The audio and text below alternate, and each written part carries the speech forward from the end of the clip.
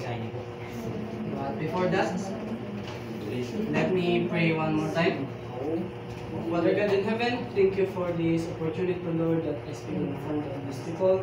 Thank you, Lord, for your talent that you given. And thank you, Lord, for this Sabbath day na makakapagpahinga kaming lahat na inyong gumagi sa aming Panginoon upang maging pahingahan na kaming lahat, Panginoon, na natipon at sama-sama na makapagbigay ng thanksgiving and praising your name, Panginoon. Salamat po dahil daragin niyo po ako sa likod ng cross ng Kalbaryo, Panginoon. Sa gayon ay inyo pong pangalan ng maitaas at kayo po ang makita at hindi po sa gawin. Pangangisamang dalangin sa pangalan ni Jesus. Amen. Okay? Revelation 14 verse 7. Ano sabi diyan? This is the last na babala ng Diyos or the last warning ng Diyos sa ating lahat. So let's turn our Bible in Revelation 14 verse 7. Say amen if nakita na. Amen. Okay, basa po ng malakas ang paluli. Sinabi niya sa malakas na tinig, matakot kayo sa Diyos at magbigay kalawalatian sa Kanya, sapagkat dumating na ang oras ng Kanyang paghuhukom. At sabihin ninyo ang gumawa ng langit, at sambahin ninyo ang gumawa ng langit, ng lupa, ng dagat, at ng mga bukal ng tubig. Sino ang sasabihin? Ang Dumi. Creator. At anong sabi dyan? This is the last warning. Anong sabi sa last warning? Matakot kayo sa Diyos. So mga kapatid, alam nating lahat na tayo ay nabubuhay sa pinakahuling yugto ng kasaysayan ng sanlibutan. We know that, right? Nabubuhay tayo sa pinakahuling yugto. Kung inyong babasihan yung Daniel, yung estatwa sa Daniel, tayo ay nasa pinakahuli na. Tayo ay nasa talampakan. Tayo ay nandito na sa mga daliri ng paa ng statwa. Kung inyong maalala ang Daniel. So, ang mga palatandaan ng pagbabalik ng ating Panginoon ay dumarami. Kung babasahin niyo yung Matthew 24, nandyan lahat ng palatandaan. Ang sabi doon sa Matthew 24, magkakaroon ng ano? Sabi dito, ang palatandaan ng pagbabalik ng Panginoon ay dumarami. Digmaan, lindol, taggutom, immoralidad, at pagkawasak ng pananampalataya. Ito yung nakakatakot sa lahat. Nawawasak yung pananampalataya ng mga tao. Bakit? Yung sinuunang panahon, merong Sodom at Gomorrah. At ngayon, parang patuloy ulit ang nabubuhay. Ngunit, bago bumalik si Kristo, ay may isang huling babala. Ano itong babalang ito? Ipinahayag sa buong mundo.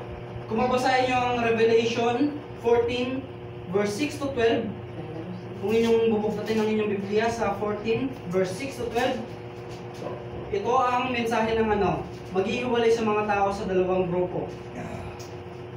Hihiwalay tayo sa dalawang grupo.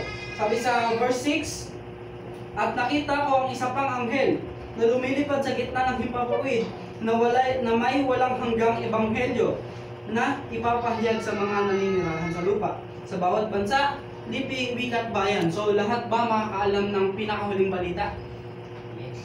Yes, walang exempted kasi sabi dito sa lupa, sa bawat bansa, lipi, wika at bayan. Lahat. So lahat makakaalam ng katotohanan. Sinabi niya sa malakas na tinig, matakot kayo sa Diyos at magbigay ng walhati sa Kanya. Sapagkat dumating na ang oras ng Kanyang paghuhukom at sambahin nyo ang gumawa ng langit, ng dagat at ng mga bukal ng tubig. Sabi sa verse 8, at isa pang anghel ang pangalawa ay sumunod na nagsasabi, bumagsak ang dakilang Babylonia. Ito na yon. This is the prophecy. Bumagsak ang Babylonia na siyang nagpainom sa lahat ng bansa ng alak ng puot ng kanyang pakikipid. Pag sinabing pakikipid, hindi literal na nakikabit or literal na humanap ng panibagong asawa. At hindi ito literal na uminom ng alak. Pag sinabing Babylonia, ano ang Babylonia ngayon?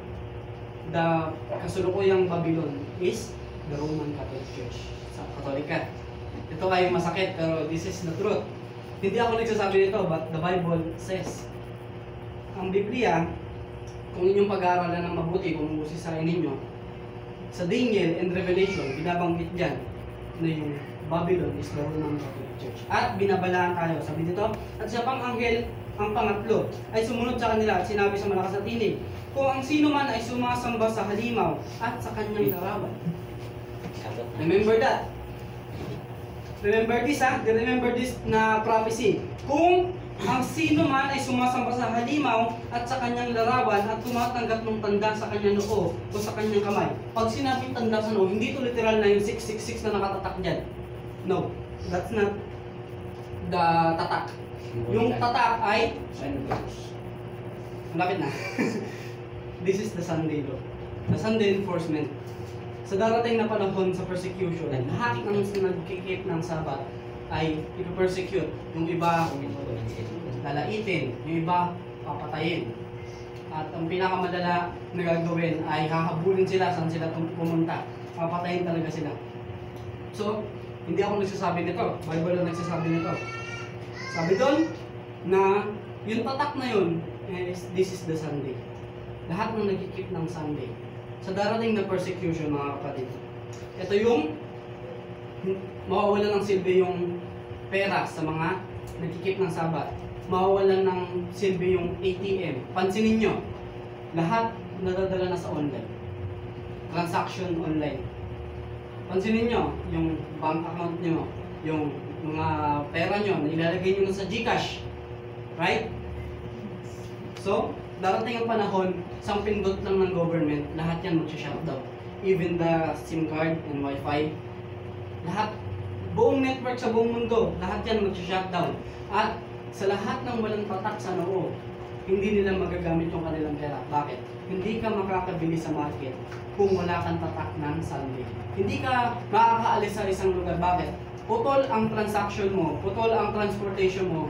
Kung nasaan ka, doon ka lang kung ikaw ay nagsikip ng Sabat. Bakit? Hindi ka makakabiyahe kapag wala kang tatak ng Sunday. So, at ang usok ng hirap nila ay pailang lang magpakailanman. At sila ay walang kapahingahan araw at gabi. Silang sumamba sa halimaw at sa larawan nito at sinumang tumanggap ng tanda ng kanyang pangalan.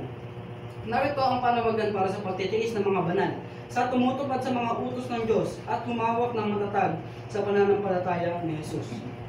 So, mapalad yung mga mag-i-stand ng Sabat. Mapalad lahat sila.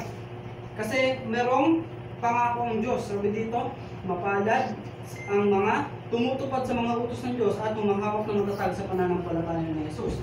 So, kung ikaw ay nananampalataya, keep the Sabbath day. Then, ang nakakalungkot lang, may mga Adventist sa darating na persecution na mahuhulog. Sila ay hindi makakapag-stand